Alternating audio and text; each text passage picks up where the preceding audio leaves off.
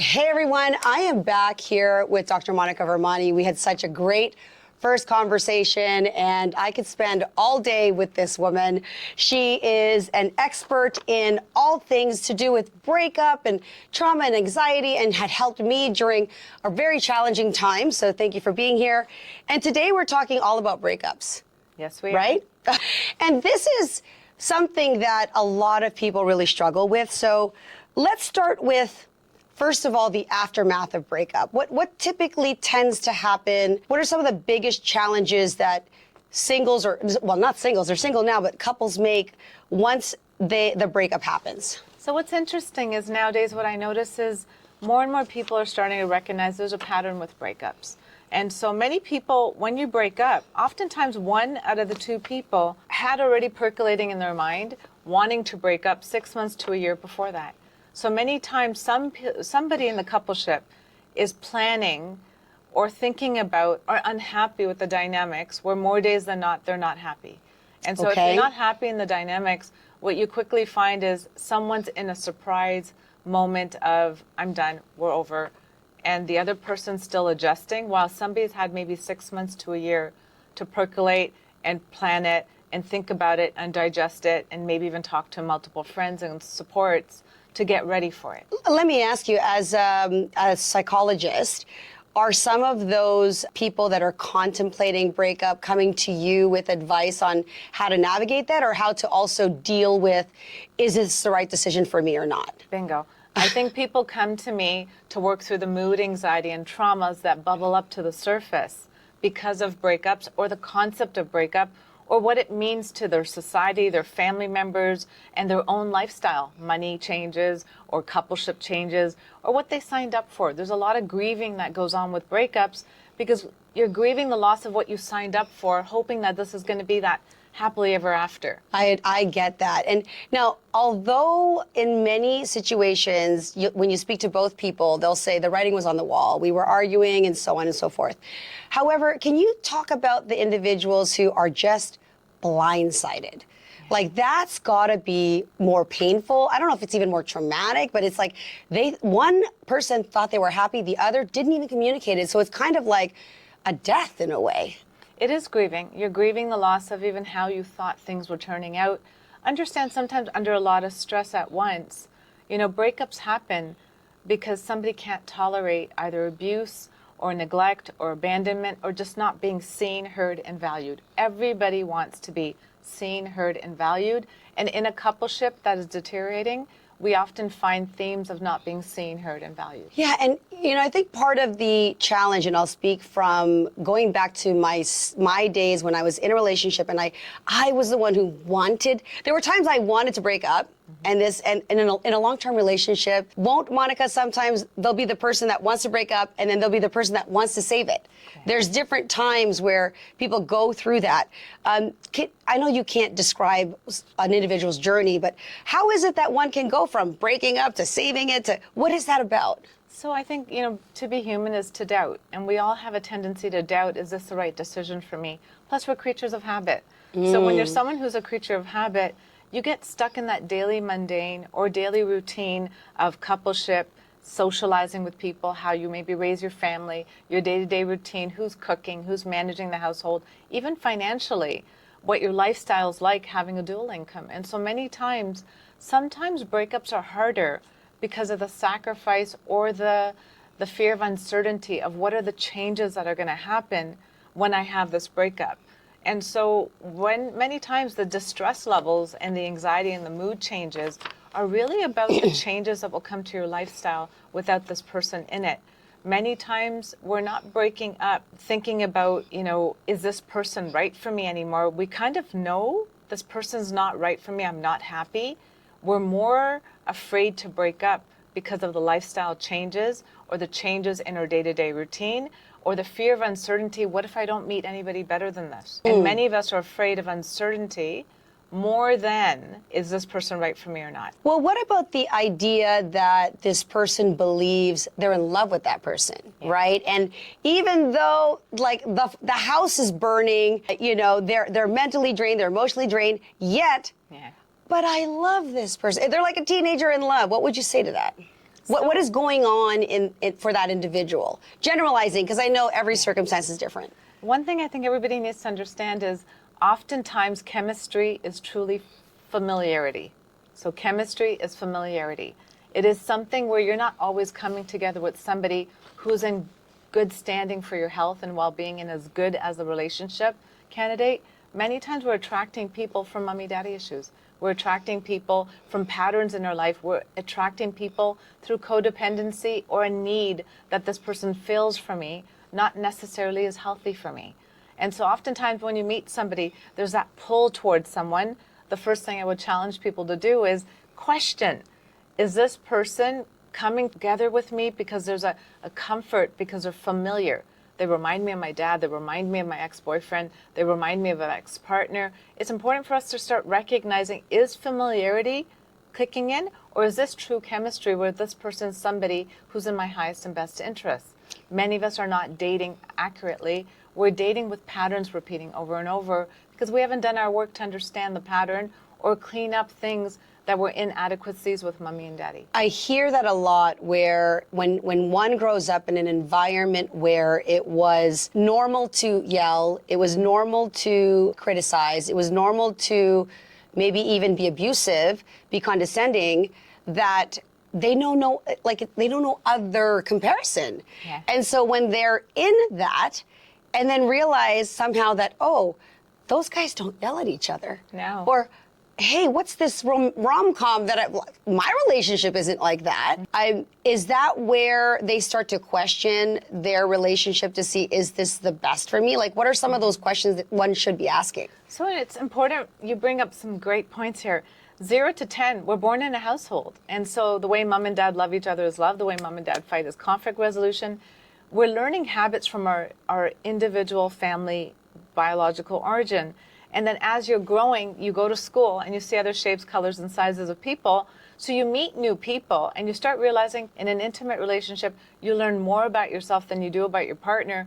But the one thing you learn about is a lot of differences in people's upbringing. And so when you meet somebody, oftentimes we can be intrigued by opposites. Opposites attract. But commonalities can feel more comfortable. And commonalities can sometimes sustain better because there's a lot that is a nice ebbs and flow in the relationship. It's important for us to start recognizing that when you're in an intimate relationship, the conflict is really about different blueprints and backgrounds conflicting. It's not people. People genuinely come together in a good way, but their way of conflict resolution, their way of communicating, their way of showing love, or their way of needing, individuation as well as coupleship or showing touch or, different ways of receiving attention, compliments, praise, gifts is different. So you start learning people's backgrounds when you're in an intimate relationship, and that's where the clash starts.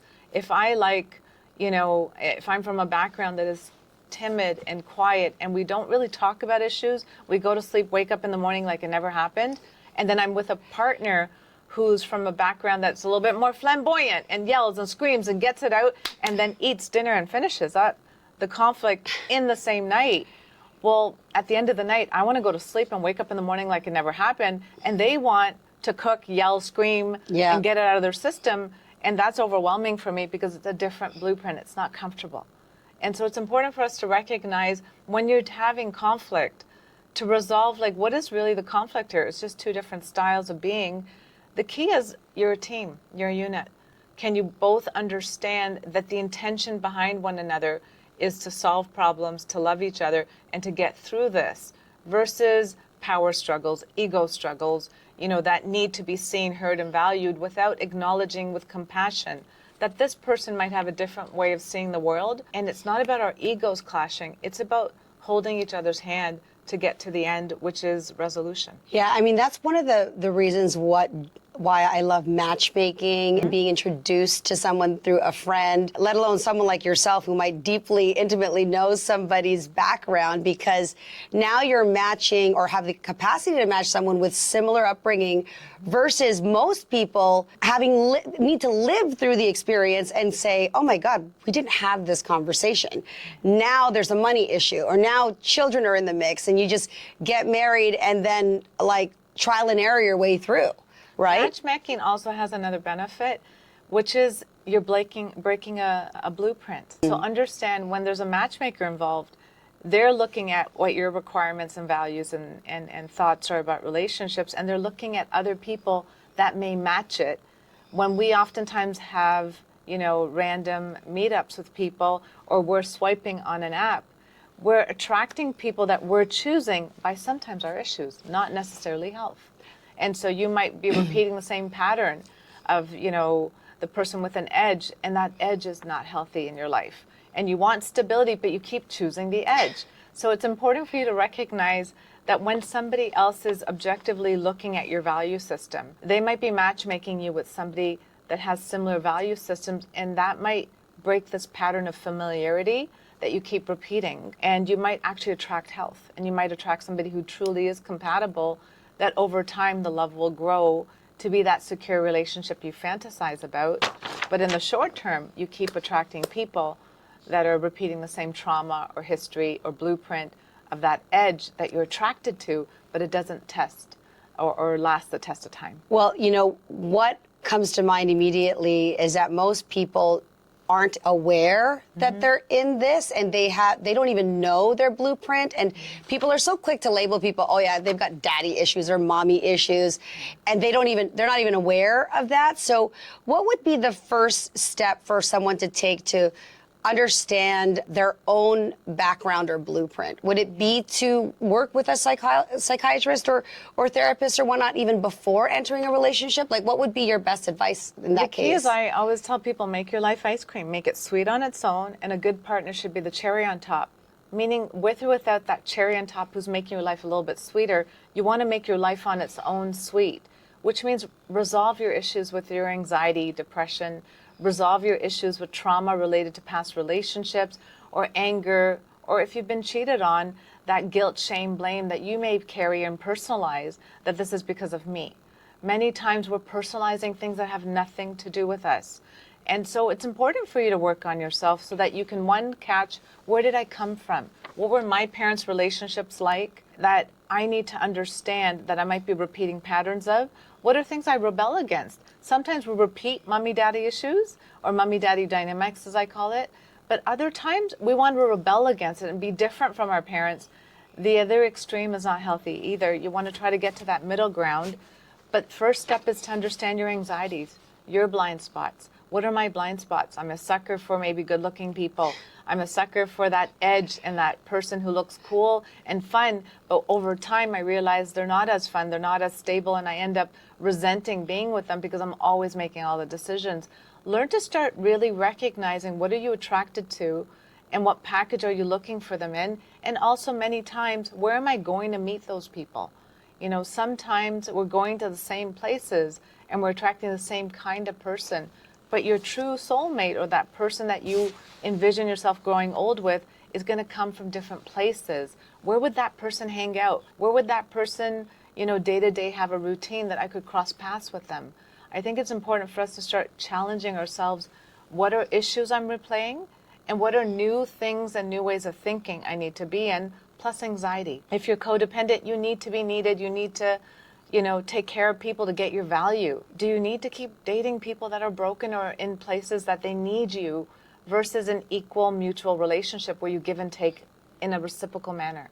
It is important for us to start looking at, am I always trying to caretake, which means I'm always trying to take care of people, which means I'm attracting people who need fixing. Am I a person who's always looking for that perfection without giving people a chance to really get to know their value system and who they are? Doing therapy is just a mirror, and it gives you an outlet where you can talk to somebody about what's working, what's not, and how to take actionable steps to a new way, and also grieve the loss of what you thought relationships need to be, what you thought virginity needs to be, what you thought, faithfulness or family life needs to be as people get older and they don't have children, or they do have children. Or sometimes as you're aging and you're now meeting people that have blended families or have stepchildren in the picture, if you're, going to be marrying somebody, it's important to start recognizing, is marriage important? Our value systems change as our age brackets change. Yeah. So what is, that was so much. If you're not taking notes, oh my goodness, I'm taking mental notes in my brain. What is going on typically when someone is obsessing over someone? You see a lot of people, we're talking about breakups, where they mentally and emotionally and chemically, they just cannot stop thinking about this person. Like everything, oh my gosh, the color of the rug, the smell of this perfume, the restaurant, like this person is just their everything. What is going on for that person? So many times we're creatures of habit again, right? And when we do have anxiety disorders, and many people do have anxiety related to fear of uncertainty, the unknown. So we cling to things that we know as a way to feel safe, secure, and in a place of groundingness. And so one reason why breakups are hard is sometimes we want to cling to what we know is comfortable, even if there's some chaos or abuse or unsafety there. It's the devil you know, they say, right? Yeah. The devil you know, then the devil out there. And many times we know there's better. Cognitively, we rationally know I can do better than this. This person's abusive. They're not good to me. They don't treat me well. They treat me like an option. But we go back to them because there's also memories tied to serotonin and dopamine where you're feeling so good with this person. So you might have 4 or 5 really good memories of them, and you keep going back to those feel-good moments that you're like, if these are gone, I'll never have them again. So there is a body chemistry that is actually happening when you're referring back to those images, which is why probably now I know, don't look at those photos. If you really want to have a clean cut, they say the no contact rule, because you are literally keeping that connection. Like, let's say it's an umbilical cord, just from what you said. Oh, serotonin. Oh my gosh, oxytocin. Like by looking at that. So if you're hearing that, if you really want to break that pattern, you have to stop engaging, right? And there's an addictive property to it, right? You feel good having those memories come up in your head. And when you're not feeling good or you're feeling lonely, you know, you get into a moment of grieving, of looking at how your life is right now and how it's not as good as it used to be. And we sometimes replay over and over moments that brought us joy. But remember, everything starts with a thought. Everything ever created started with a thought. Thoughts are powerful things. Think about online dating, for example. You know, you could be in a place of loneliness, feeling alone and not happy in your life and wish somebody was there to share it with you. And then as you're swiping left, right, or up and down, whatever you're doing, you get to a place where you meet someone who's engaging with you. The moment they're engaging, you're building this imaginary fantasy of this person maybe working out.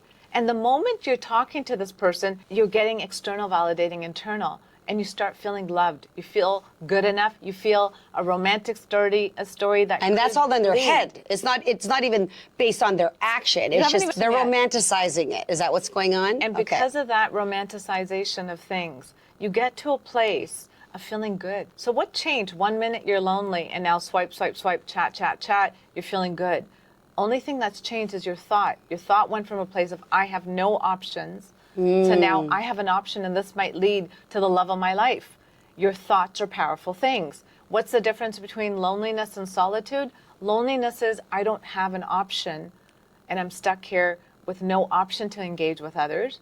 Solitude is I have options to engage with friends, family, or people to date, and I'm choosing to spend some time alone. You need to have a good relationship with yourself, ice cream life, in order to bring in the right partner. Because if you don't like yourself alone, the content in your head as well as your own company, you will attract people to fill voids versus attract people for health and companionship. That's amazing. Describe to me what safety means inside of a relationship and why is that important? How does one create a safe space for another person? We dictate the level of respect people treat us by. And many of us put up with ill behavior or abuse because there's a memory tied to this person also bringing us pleasure and comfort and safety in some moments. But you need to look at the bigger picture. I always tell people, if more days than not, you are feeling unsafe in a relationship, you are feeling victimized, you're feeling abused, you're feeling taken advantage of, if more days than not, in a month or a year, you are unhappy in the dynamics of this partnership that you are choosing to bring in, if they're not making you happy, making you feel good, bringing you safety and comfort and, you know, a level of like evolution to growing in a relationship, why are you there? And so safety for yourself is physical, emotional, social, as well as that mental piece. If you're always anxious about day to day, is this person going to stay with me? Is this the right person to be with? Safety, emotionally, physically, sexually, financially. These are important things that we need to look at in a relationship. You want to reduce hurt and harm to yourself first and foremost, and others. Meaning, even when you're breaking up with someone, it's not what you say, it's how you say it. You can always do a breakup with dignity, respect, and calmness, and minimize conflict, because some of those conflicts can get to a place that really escalate abuse, get the police involved, and can get us into trouble. Now, Monica, I love that you asked the questions of, am I feeling safe more often than not? Am I feeling worried? Am I feeling stressed? Talk to me about the person who has those fears inside of a relationship where those fears should not even exist, because you could be asking those questions and yet there's no evidence that anything's going wrong, because they do have that anxious attachment style. And that's also for the secure partner, or for the person who's going, I'm literally at work, dear. You called me 18 times. What would you say about that? Yeah. So that person who's calling you 18 times might also need to do some work on their own to look at their anxiety. Because when you're anxious and your mind's ruminating over and over, and you need that person to pick up for you to feel like you can soothe your own anxiety, and you can't self-soothe, but you need somebody to validate you, somebody to reinforce something, somebody to pick up that phone. That's unhealthy. And when we're emotional, we sometimes don't feel like we have control over our anxiety levels, our depression, our rage, or our anger. It's important for us to learn, how am I showing up in a relationship? Am I showing up with a person who's got their life together, got their emotions intact, or am I showing up needy, dependent, anxious, desperate? Start paying attention to how you're showing up in dating, how you're showing up in relationships, how you're showing up in breakups too. Are you showing up in anger, rage, shame, blame, and guilt? It's not about people are not doing wrong to us. Sometimes we're putting up with wrong too. Take accountability that I've chosen this person. Instead of blame, shame, and guilting them for not being the right person, why am I choosing someone who repeatedly causes me unsafety, repeatedly causes me hurt and harm, repeatedly leaves me in a place where I'm doubtful, I'm scared, or I'm crying? No, we need to start taking accountability that we are choosing the relationships or the dynamics that sometimes cause us unhappiness in life. People sometimes show up exactly as they present themselves, and we don't want to believe it. We want to think they'll change. We want to believe that, with time, this person will evolve and grow and be different. That's you making up stories. Learn to live with the narrative that is right in front of you, that is how it's presented, instead of creating narratives in your mind of how things could have, should have, would have played out if these ingredients show up. Many times we keep hoping people change versus falling in love with the person as they are. Wow, I love that. You mentioned self-soothing. Yes. And I literally was right with you when you said, I need that person to pick up. And you talk about, requiring validation. And if my ice cream tastes good, I'm not going to need anyway. Do you think my ice cream tastes good? Like, I know it tastes good. I don't want to share my ice cream. So what are some ways that one can self-soothe? So when you're in a place of, having your life together, having your emotions together, you're not as reactive, but you're more responding with what is in my best interest and what is in my highest and best. And you dictate the level of respect people treat you by versus putting up with abuse or putting up with disrespect. Now, when we talk about relationship dynamics, what's important to recognize is, am I showing up in my best version of me so that I can set healthy boundaries with this person in front of me? Healthy boundaries is when somebody does misbehave or pushes the envelope or has a moment where they're not emotionally stable. Can you hold them in love and compassion versus react with anger and rage? Safety for ourselves is also choosing people that we feel is in alliance with ourselves and our background. If you came from a toxic environment of abuse where mom and dad had a lot of conflict, you need to work through that narrative in your head that in a relationship there's a victim and a perpetrator, there's domestic violence, there's yelling and screaming, and to resolve things, there's always got to be this heated level of escalation and conflict. You have this narrative in your head, and oftentimes we don't even realize that we're repeating patterns. For example, I've had patients that are, passive in a relationship and another one dominant, And maybe the dominant is a little bit more aggressive, a little bit more angry, a little bit more temperamental. And the passive person has a tendency to always put up with things, dismiss conflict, let things go. Well, then when these two break up for any reason, sometimes that passive person's like, I don't want to be with the dominant anymore. And they go out there trying to look for health, and they find somebody like them who's a little bit more passive, and they're like, this person might work for me. When they attract that person, they're in this new relationship with somebody who's at the same level, they might find unintentionally the blueprint in their head makes them become aggressive to someone who's passive, because in their head, mommy and daddy dynamics were aggressive and passive. So And they'll end now- up taking on the role that's missing or unfamiliar, which is why I makes got it that comfortable. sometimes you're chasing, sometimes you're following, right? Or sometimes you're chasing, sometimes you're leaving. So because one person's always leaving or or going or coming, right? And that is if you've been in a relationship where you see a lot of these people coming in and out and in and out, it's kind of familiar. And it's important for you to recognize, why am I uncomfortable with someone who treats me well, right? Maybe because I'm always with people who don't treat me well. And so if somebody's treating me well, I'm irritated, I'm frustrated, this is not familiar. And so learning to receive is also a skill. And if you're someone who's always a giver, now you finally attract somebody who's also a giver, you might find yourself struggling with that new role because it's uncomfortable. It's like a muscle you exercise. If you're always exercising a giving role, and now I put you in a receiving role, you might find yourself weak with that muscle. You need to give it time and energy for this to evolve. And so sometimes, you need to rewire your cognitions and your thoughts that say in a relationship, there's a giver and a taker. You both can be equally giving and taking with a nice balance. And remember, we're choosing partnerships. You don't have to have them. I choose them when I can be with someone else. They choose me when they can be with someone else. Choosing each other means showing up as your best version for who you are each and every day. Are you doing that in your relationships? And if somebody is feeling unsafe, the first thing is get yourself to a place of safety. You are better off alone than you are to be with someone who provides you with a feeling of unsafety in a relationship. Well, what immediately came to mind when you described a scenario where, a lot of people who are used to toxic relationships, chaos, then they meet somebody that in their mind is too good to be true. The word sabotage comes in. Then they start to sabotage. What are some ways that you can see people sabotaging like a great relationship? Yeah, if you don't work on yourself, you get to a place of sabotaging because it feels too good to be true. And then the paranoia or the trust issues or the disbelief comes in. The key thing is I find many people just don't have the self-esteem to attract a good partner because they don't feel worthy and deserving of it. And so this is where the self-esteem work comes in. Going to therapy helps you, one, clear up anxiety, helps you, one, identify blueprints from your parents and what you might be repeating unconsciously or unintentionally, as well as patterns of bad breakups and bad relationships you've had that you harbor anger, resentment, or fear tied to.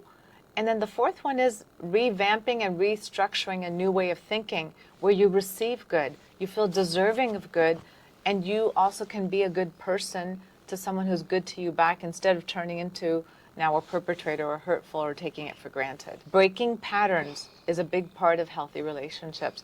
Breaking patterns we came from, as well as breaking patterns of exes and creating a new blueprint that is in your highest and best version of you. But number one, are you living your life alone, healthy, happy, in a place of abundance where you feel worthy and deserving of a good partner? So you're not just repeating patterns over and over. Do relationships stand a chance if one of the couple is unwilling to make changes? So I always tell people when... Because you know how many people are always trying to force someone into therapy, or you hear about one person doing all the work, carrying the relationship practically. Can that relationship survive, or is it going to be at the cost of this person's lifespan because they're so stressed? So when people are working on themselves, many times they say, my partner's not working on themselves. Only I am. What do I do? How do I get them into therapy? It's not pushing someone to work on themselves. It's about you mastering your life like ice cream again. And what I find is when one partner is actually working on themselves to be better, working through their anxiety, working through their depression, working through past traumas, and cleaning up their life to be happier. If the partner doesn't jump ship to join your boat of health and happiness and doing better, Really you will good. break up. Because Yeah. inevitably we evolve. And if one person's evolving to being a healthier, better version of them, and the other person isn't, there will be a rift in you. And so what I find is couples that stay together also are both working on themselves in alliance to being healthy for each other. Right. And whether that's physical health, mental health, and that's, working on your cleaning up your past issues. If one person's not working on them, you will resent them. What I find is once resentment's in the relationship, you don't respect each other. You might love each other because this is a father and mother, my child, but you might not respect each other. If you don't respect each other, the love won't stay. Wow, it almost seems so logical. It's like, well, if you're surrounding yourself with healthy people and healthy boundaries and you know how you want to be treated, all of a sudden those rose-colored glasses come off and you get to see like the real picture, right? And so just as in life, when you elevate or you go down a different road, not everybody's going to go down that path. So that's incredible. Finally, what are some ways that one can rebuild after they've done the work, they've done the healing, and now they're looking to enter a new relationship? What words of wisdom can you share about that? Build a good life on your own. Bring in community, friends, and bring new friends. Realize that you're changing all the time. Sometimes we stick to friends from our past, and there's nothing wrong with that. But sometimes it's nice to meet new friends in the new phase of who you are, so people get to know who you are versus who you were. And so when you're meeting new friends, you're meeting also people that bring out different ingredients in you. Join hobbies and interests, and those people will bring out different ingredients in you, and they'll also get to know who you are today as you've evolved since the start of this relationship and maybe even the end of it. Sometimes letting go of people from the past that remind you of your past. You don't need emotional debris, as I call it, emotional memory of who you were. It's okay to reinvent yourself, pause and reflect, and say, who do I want to be today? Let me do a physical and emotional makeover and allow myself to be a healthier person through physical fitness as well as mental fitness. What makes me healthier? Not living in yesterday sometimes and living in today. Who do I want to be today? What brings me healthier on a social front, on a work front, on an intimate level? Who do I want to be here and now on my physical front, looks-wise? Who do I want to be today as a contributing member to my society? And what are places and things I'd like to do?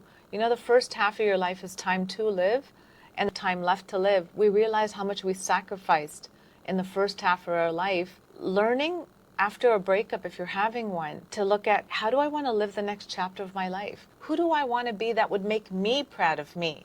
At the end of the road, you are that VIP, very important person in your life. Learn to evolve by recognizing and taking time out. Who am I spiritually? To me, spiritual growth is you liking your own spirit, your own company physically, hobbies, interests, the people you hang out with, as well as mentally. That when I'm alone with my thoughts, it's not a dark place. It's a place of growth, positivity, gratitude, thank you, I love my life, versus scrutiny, judgment, criticism. You find your mind is always ruminating on past hurts. You're living in the past. And if it's always going to the future and you're forecasting worst case scenarios, you're also not in a good place. Go to therapy to work through anxiety, depression, self-doubt, fear of uncertainty, not being good enough, not feeling worthy and deserving of better. Work through negative thoughts so that you can get to a place of loving your life, loving who you are as you are. I am who I am and I'm enough. Learning to have positive affirmations to reinforce who do you want to be today and what's going to bring in a better version of you. You all understand that when you're feeling really good, it's usually when you're in a good place with yourself. And you walk out there and you feel like you own the world. And you feel like everybody's looking at you and you feel beautiful and they feel like you're beautiful and everybody wants a piece of that energy. It's when you're in your mind scrutinizing, being hard on yourself, judgment of yourself and judgment of others, staying stuck in yesterday and not living fully and presently in today, that you get stuck into an anxious loop. That anxiety people feel, people can pick up on. When you're in a really good place of gratitude, looking at the good you possess, and then constantly working on betterment. When you're working on your betterment, you will get to a better place in life. Slow and steady wins the race. You don't have to have everything done right away. Realize we're all perfect and a work in progress. Pause, reflect, look at how it can correct and continue and be better for you, not for anybody else. And the better you are for you, you'll find you attract better too. I love that. Wow, that was a masterclass in breakups. And the final question that I have, or scenario that I get asked a lot, what do you think of the no contact rule when it comes to breakup? And this is obviously in context when there aren't children involved, because there's a certain, and maybe you can speak to that as well, because there's a certain level of communication. Is that good advice? And why do so many people say that that's the best way to go? All human behavior has a purpose. The first thing you got to ask yourself when you want to contact someone, when you've chosen to cut the cord, is what's the purpose of my behavior? What is the purpose of me communicating with them? Is it because I'm having a moment where I don't have anything else to do and all I keep thinking about is how this person provided me comfort when I'm alone? Learn to understand the purpose of your behavior. If you are choosing to walk away from someone because more days than not you're unhappy in this relationship, then why are you choosing in this moment, right now, to reach out when you've cut the cord? Where's the doubt coming from? Where's the fear coming from? I ask sometimes people who feel, addicted to their pasts or addicted to the ex-partner to kind of make a list of hurts by that person. Hurts that are accurate as well as hurts that they've just felt. Write a list of all the things that you're not happy with in that relationship. And in those moments of weakness, moments of anxiety, moments of fear, self-doubt, I'm not good enough, I'll never meet somebody else, or loneliness, pull up that screen, read that list, and recognize, oh, there's a good reason why I cut this cord, and put it down. Now I remember, instead of going to the happy moment and this Facebook, notification, oh yeah, we went on this vacation or whatever. And oh have my God, a game that's- plan of like having safety behaviors in, of friends to call, a therapist to reach out to. I have tons of patients who sometimes email me in a moment of weakness to emotionally vomit what they're feeling in that moment and then tell me their action plan of what they're going to do so that they don't go back to their ex when they know cognitively, rationally, this is not a good decision, but emotionally there's this pull to go back to something that was a habit. And that's it, it's a habit. Until you don't replace memories, until you don't revise, to build a new muscle of being alone and giving other people a chance to enter your life, you sometimes think this is the best I can do. And that's not true.